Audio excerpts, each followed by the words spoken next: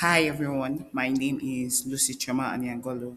For this discussion, I'm reflecting on the 20,000 Hertz episode Tudum, It's Netflix, and how intentional audio design can shape attention, emotion, and meaning in learning. As a learning designer, this episode really changed how I think about audio, not just as background noise, but as a teaching tool. I chose this episode because it focuses on something incredibly small but powerful, a 2-second sound.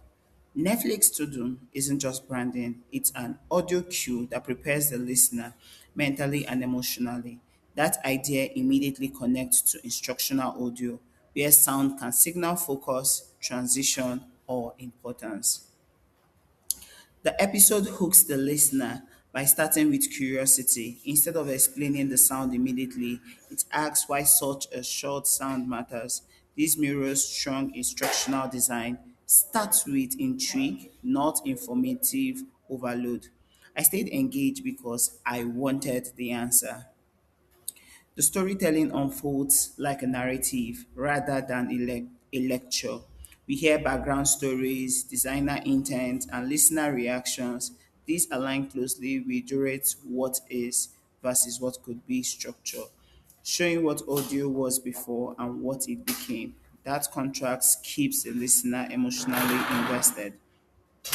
The narrator's tone is calm, confident, and conversational.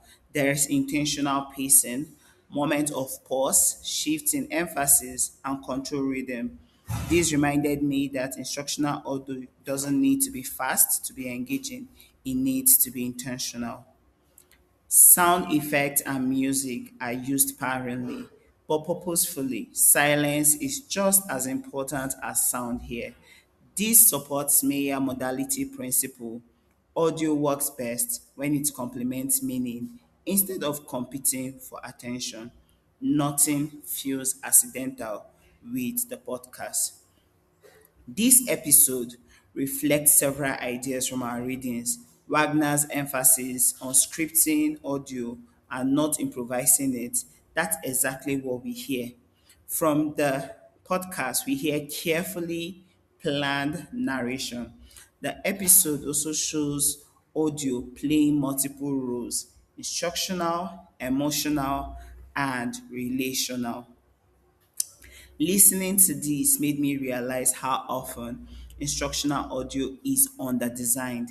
I have sometimes treated narration as just reading slides. This episode reminded me that audio should guide, support, and emotionally anchor the learner and not just repeat the text.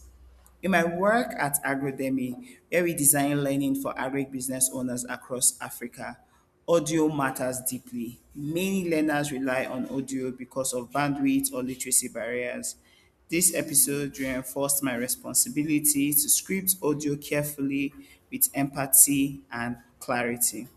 Going forward, I plan to design audio more like storytelling, clear openings, purposeful pacing, and intentional tone. I'll treat scripts as learning artifacts and not afterthought. Audio should help learners feel guided, not overwhelmed. My biggest takeaway is this: good instructional audio is designed and not recorded. Tudum shows that even a few seconds of sound can shape experience. As learning designers, we should use audio to signal meaning, build trust, and support understanding. The ideas I discussed are grounded in both theory and practice. I drew from Mayer's work on multimedia learning, especially the modality principle, which explains why well designed audio can support outstanding understanding without overwhelming learners. I also used direct storytelling framework, which helped me analyze how contrast and narrative tension were used to keep listener engaged. Wagner's work on instructional audio reinforced the importance of scripting audios intentionally.